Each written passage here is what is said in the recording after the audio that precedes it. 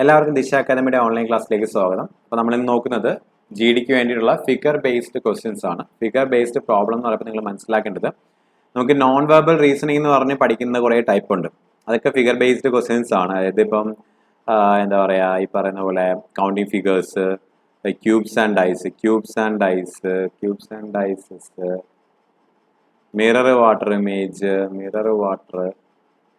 അതുപോലെ തന്നെ counting figures, ഇതെല്ലാം നോൺ വെർബലിൽ പെടുന്നതാണ് കേട്ടോ. കൗണ്ടിങ് ഫിഗേഴ്സ് ഇതൊക്കെ നോൺ വെർബലിൽ പെടുന്നതാണ്.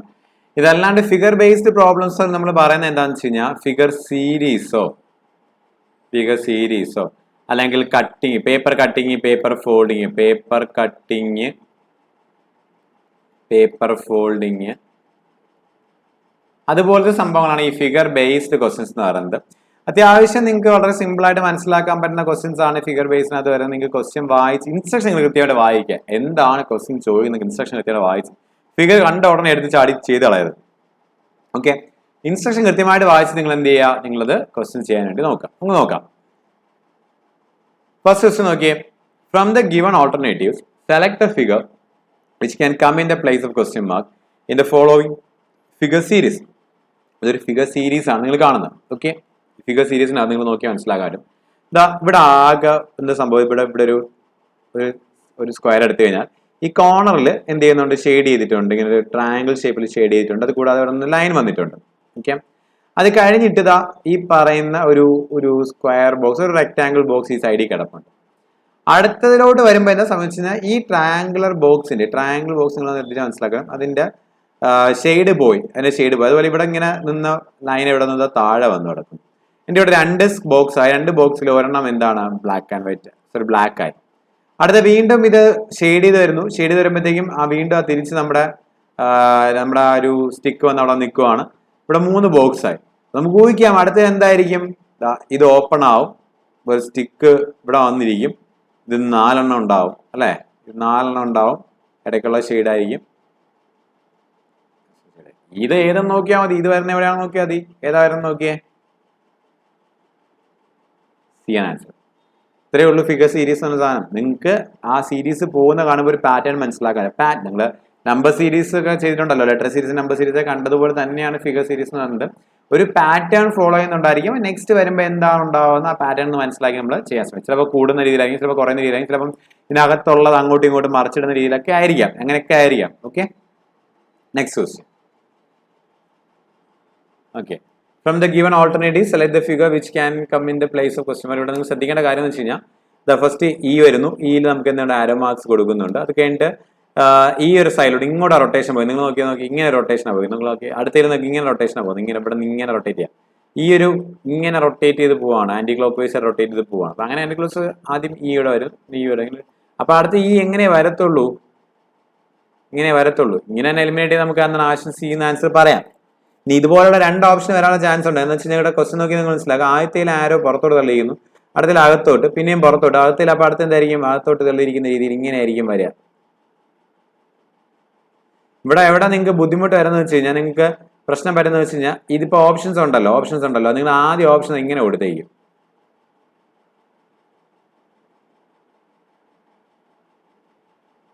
ഇങ്ങനെ ഓപ്ഷൻ കൊടുക്കുമ്പോഴാണ് നിങ്ങൾക്ക് എന്ത് ചെയ്യുന്നത്, പ്രശ്നം വരും. നിങ്ങൾ ചാടിക്കയറി ഇത് കൊടുക്കാനുള്ള ചാൻസ് കൂടുതലാണ്. നിങ്ങൾ ആരോ മാർക്ക് ശ്രദ്ധിച്ചോണേ.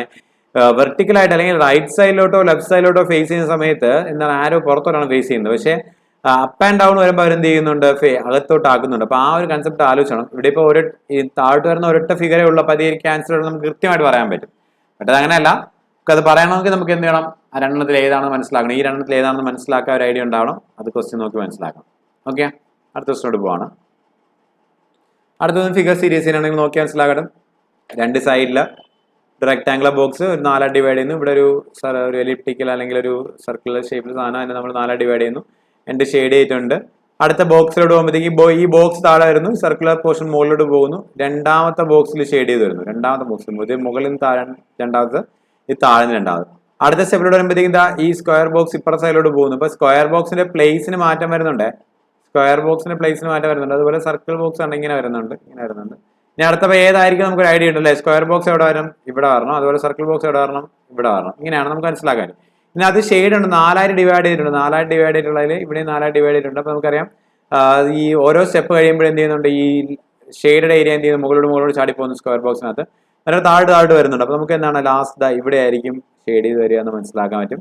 ഇതിനകത്ത് ടോപ്പിലായിരിക്കും എന്ത് ചെയ്യുക ഷെയ്ഡ് ചെയ്ത് വരുന്നത് നമുക്ക് മനസ്സിലാക്കാം. ഇത്രയും കാര്യം മനസ്സിലാക്കാം. ഇത് നോക്കി നമുക്ക് ആൻസർ പറയാൻ പറ്റും. ഏതാണ് ആൻസർ വരിക? ബി ആയിരിക്കും ആൻസർ. വേറെ ഒന്നും അത് വരത്തില്ല. ആ രണ്ട് ഷേപ്പ് അവിടെ തന്നെ വരണം. അതുപോലെ തന്നെ എന്താണ് കളറിങ് നോക്കിക്കോണേ. ഇത് താഴോട്ട് കുറഞ്ഞുകൊണ്ടിരിക്കുന്നത്. കാരണം ഇത് സംശയമുള്ള ചാൻസ് ഉണ്ട്. ഓപ്ഷൻ ഡി സംശയമുള്ള ചാൻസ് ഉണ്ട്. കാരണം മുകളിൽ ഷെയ്ഡിലുണ്ട്. ഓക്കെ, താഴോട്ട് വരുന്നതിന് കുറഞ്ഞ വരാം കേട്ടോ. താഴോട്ട് വരെ ചെയ്യാവും, അല്ലാണ്ട് മുകളിലോട്ടല്ല. റെക്ടാങ്കിളിന്റെ കേസിലാണ് ഇത് മുകളിലോട്ട് പോകുന്നത്. ഓക്കെ, അടുത്ത ക്വസ്റ്റിനോട് പറയാം. സെലക്ട് ദ ഫിഗർ വിച്ച് ഇത് ഓപ്ഷൻ സെയിം സംഭവം തന്നെയാണ്. ഒരു റൊട്ടേഷൻ പോലെ ഇങ്ങനെ കറങ്ങുവാണ്. അതുകൊണ്ട് ഇത് നോക്കി മനസ്സിലാക്കും. ഞാൻ നമ്മുടെ ട്രയാങ്കിൾ മാത്രം അവിടെ നിന്ന് കറങ്ങുവാണ്. ബാക്കിയുള്ള എല്ലാം പ്ലേസും കൂടെ മാറി കറങ്ങുവാണ്. ഓക്കെ, എങ്കിലും ചേഞ്ച് വരുന്നുണ്ട്. ഇവിടെ ഈ റെക്ടാങ്കിൾ നിങ്ങൾ നോക്കിയാൽ ആദ്യം മുകളിലോട്ട് ബേസ് ചെയ്തു, പിന്നെ റൈറ്റിലോട്ട് ബേസ് ചെയ്തു, ഇപ്പൊ താഴോട്ട് ബേസ് ചെയ്യുന്നു, അല്ലെങ്കിൽ പോയിന്റ് ചെയ്യുന്നു. അടുത്ത് നമുക്ക് എങ്ങോട്ടായിരിക്കും ലെഫ്റ്റിലോട്ട് പോയിന്റ്. അപ്പൊ നമുക്ക് എന്ത് ചെയ്യാം? എ എന്ന് പറഞ്ഞ ഓപ്ഷൻ എലിമിനേറ്റ് ചെയ്യാം. താഴോട്ട് പോയിന്റ് നിൽക്കുക. അതപ്പോൾ ആദ്യം എലിമിനേറ്റ് ചെയ്യാം. പിന്നെ നമ്മൾ അടുത്ത് നോക്കുകയാണെങ്കിൽ അതാ ഈ ഒരു ബോക്സ് ഇവിടെ ഇരുന്നു, അതാ ഇവിടെ തിരിഞ്ഞു വരുവാണ്. ഇവിടെ വരും. പിന്നെ അടുത്ത് തിരിഞ്ഞ് ഇവിടെ വരണം, ഇവിടെ വരണം. അത് ഏതായിരിക്കും? ഡി ആണ്. ഇത് മാത്രമേ ഉള്ളൂ. ബാക്കി ഏത് നോക്കിയാൽ ഇതിങ്ങനെ കിടന്നിരുന്നെങ്കിൽ നമുക്ക് ഡൗട്ട് വരും. എന്തെങ്കിലും ഡൗട്ട് വരുന്നത് ബാക്കിയുള്ള നോക്കേണ്ടി വരികയാണ്. പിന്നെ നിങ്ങൾ നോക്കേണ്ടത് ഈ സംഭവം സർക്കിളിനകത്ത് വരയിട്ടിരുന്നത് അത് വെർട്ടിക്കലായിട്ടാണ് വര അടങ്ങുന്നത്. ഇപ്പുറത്തിപ്പോൾ ഹൊറിസോണലാവും, വീണ്ടും ഈ സൈഡിൽ വരുമ്പോൾ വെർട്ടിക്കലാവും, അടുത്ത മുകളിലോടൊപ്പം എന്താവും? ഹൊറിസോണലാവും അല്ലേ? ഹൊറിസോണൽ വരുന്നുണ്ട്. പിന്നെ സ്ക്വയറിന്റെ ഷേപ്പ് ഇങ്ങനെ മാറി വരുന്നുണ്ട്. അവസാനം റൈറ്റ് കോർണറിൽ വരും. അത് ഓക്കെയാണ്. ഇനി ഇതിന്റെ ഷേപ്പ് മാറി വരുന്നുണ്ട്. ആൻസർ ഡി തന്നെയാണ്.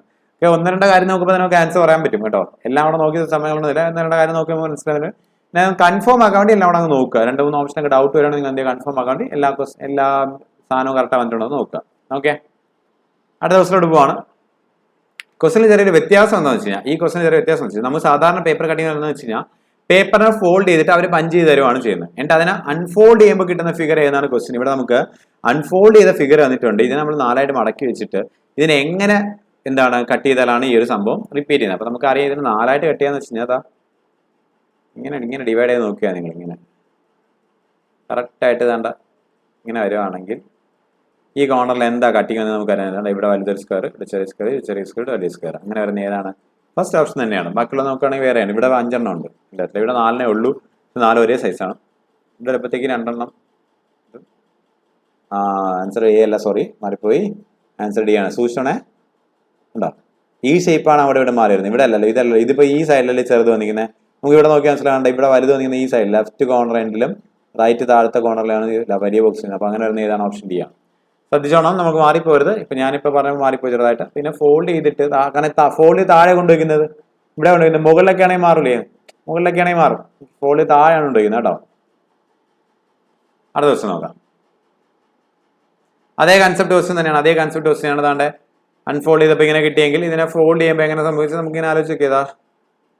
ഈക്വൽ ആയിട്ടാണ് നമ്മളിങ്ങനെ ഫോൾഡ് ചെയ്യുന്നത്. ഇതിന്റെ ഫോൾഡിങ് ഇങ്ങനെയാണ്. കാരണം എന്ന് വെച്ചാൽ അവിടെ നമ്മൾ നോക്കി ഓപ്ഷൻ നോക്കി മനസ്സിലാക്കാനും ഈ കോർണറിലുള്ള സംഭവമാണ് ചോദിക്കുന്നത്. ഇങ്ങനെ ഫോൾഡ് ചെയ്ത് വെക്കുമ്പോൾ ഈ കോർണറിലുള്ളത് നമുക്കറിയാം. ഒരു സ്ക്വയറിനിട്ട് 3 സർക്കിൾ വരണം. ഏത് ആൻസർ വരിക? ഓപ്ഷൻ സി ആയിരിക്കും ആൻസർ വരിക. ഓക്കെ, അടുത്ത ക്വസ്റ്റ്യൻ. ഇത് നമുക്ക് ബാക്ക് ടു നോർമൽ ക്വസ്റ്റിനോട് പോവാണ്. ബാക്ക് ടു നോർമൽ ക്വസ്റ്റിനോട് പോവാണ്. ഇതിനെ ഫോൾഡ് ചെയ്യുന്നതായിട്ട് കാണിക്കുന്നത്. നോക്കിയേ, ആദ്യം ഇങ്ങോട്ടാ ഫോൾഡ് ചെയ്ത് ആദ്യം ഇങ്ങോട്ട് ഫോൾഡ് ചെയ്യുന്നു, പിന്നെ അത് ഇങ്ങോട്ട് ഫോൾഡ് ചെയ്യുന്നു. പിന്നെ ഇപ്പോൾ ഇവിടെ ഇങ്ങനെ ഇത്രയും പോർഷൻ ആവുമ്പോൾ നമുക്ക് എന്ത് ചെയ്യുന്നു? ഹോൾ ചെയ്യുന്നു, പഞ്ച് ചെയ്യുന്നു. അപ്പൊ നമ്മൾ ഇതിന് അൺഫോൾഡ് ചെയ്യുമ്പോൾ എങ്ങനെ കിട്ടും പറഞ്ഞിട്ടുണ്ടായിരുന്നു. അൺഫോൾഡ് ചെയ്യുമ്പോൾ നമുക്ക് എപ്പോഴും മിറർ ഇമേജ് ഉണ്ടാവുന്നു. അപ്പൊ ഇവിടെ നമ്മൾ ഇങ്ങനെ അൺഫോൾഡ് ചെയ്യുമ്പോൾ നമുക്ക് എന്ത് സംഭവിക്കുന്ന? ഇവിടെ ഒരു ഇങ്ങനെ മിറർ ഇമേജ് ഉണ്ടാവും. ഇതിനെ കംപ്ലീറ്റ് ആയിട്ട് ഇങ്ങോട്ട് പോവാണ് ചെയ്യുന്നത്. ഈ കംപ്ലീറ്റ് ആയിട്ട് ഫിഗർ ഇങ്ങോട്ട് അൺഫോൾഡ് ചെയ്യാണ് ചെയ്യുന്നത്. അപ്പൊ നമുക്ക് എന്ത് സംഭവിക്കുന്ന? ഇവിടെ 2 ഈ മുകളിൽ 2 ആയിട്ട് മാറും. നമ്മൾ ഓൾറെഡി ചെയ്ത് പഠിച്ചിട്ടുള്ള സാധനങ്ങൾ എന്തൊക്കെയാണ് എളുപ്പമാണ്. അപ്പോൾ ആൻസർ ഇത് വരും, ഡി വരും. അൺഫോൾഡ് ചെയ്യുന്ന എവിടെ വെച്ചാണ് ഫോൾഡ് ചെയ്ത് വരുന്നത്, ഫോൾഡ് വരുന്നത് അവിടെ വെച്ച് അൺഫോൾഡ് ചെയ്യുമ്പോൾ ഒരു മിറർ ഇമേജ് ഉണ്ടാവും മനസ്സിലാക്കി വെച്ചാൽ മതി. ഷേപ്പ് അനുസരിച്ച് നമുക്ക് ആ മിറർ ഇമേജ് കൃത്യമായിട്ട് എടുക്കാൻ പറ്റും. ഇവിടെ നോക്കുകയാണെങ്കിൽ നമുക്ക് എന്താണ് ഇത്രേ ചെയ്തിട്ടുള്ളൂ. ഇവിടെ ഒരു ഫയൽ എടുത്ത് ഇങ്ങനെ ഒരു ഫുൾ ഇങ്ങനെ ഒരു മടക്കി ഒരിട്ട ഫോൾഡ് ചെയ്തിട്ടുള്ളൂ. ഒരിട്ട ഫോൾഡ് ചെയ്ത് അവരെന്ത് ചെയ്താ ഇവിടെ ഇങ്ങനെ വരുന്നത്. അപ്പൊ ഇതിന് അൺഫോൾഡ് ചെയ്യുമ്പോൾ നമുക്ക് ഇതിന്റെ മിറർ ഇമേജ് ഉണ്ടാവും. ശ്രദ്ധിച്ചോണം, മിറർ ഇമേജ് ഉണ്ടാകും. ശ്രദ്ധിച്ചോണം. ഓക്കെ, അപ്പൊ എങ്ങനെ വരും നോക്കി കഴിഞ്ഞാൽ ഇപ്പൊ ഏകദേശം ഇവിടെ നിന്ന് ഇങ്ങനെ ഒരു സംഭവം ഇങ്ങനെ വരും. അത് കഴിഞ്ഞിട്ട് ഇവിടെ ഇങ്ങനെ വരും. അത് കഴിഞ്ഞിട്ട് ഒരു ഫിഗർ ഇങ്ങനെ വരും. പിന്നെ നമുക്ക് സ്ക്വയറിന്റെ ഒരു ഫിഗർ ഇതായിരിക്കും വരിക. ആക്ച്വലി ഇതിനാണ് അൺഫോൾഡ് ചെയ്യുമ്പോഴല്ലേ മാറിപ്പോയി. എന്താ സംഭവം? അൺഫോൾഡ് ചെയ്യുമ്പോൾ ഇതിനിങ്ങനെ അൺഫോൾഡ് ചെയ്യുമ്പോൾ നമുക്ക് എന്താണ് ഇതിന്റെ മിറർ ഇമേജ് ആണ് ഉണ്ടാകുന്നത്. പിന്നെ മിറർ ഇമേജ് ഉണ്ടാകുമ്പോൾ ഇവിടെ ആയിരിക്കും ഇവിടെയാണ് സ്ക്വയർ ബോക്സ് വരുന്നത് അല്ലേ? ഇവിടെ ആയിരിക്കും സ്ക്വയർ ബോക്സ് വരിക. പിന്നെ നമുക്ക് ആ ഒരു ഹെക്സാണൽ വരുന്നത് ഇവിടെ ആയിരിക്കും. പിന്നെ നമുക്ക് കയറി വരുന്നത് റെക്ടാങ്കിൾ ഇങ്ങനെ വരും. ഇവിടെ ഒരു റെക്ടാങ്കിൾ. ഇതായിരിക്കും ആൻസർ കേട്ടോ, സൂക്ഷിച്ചോണേ.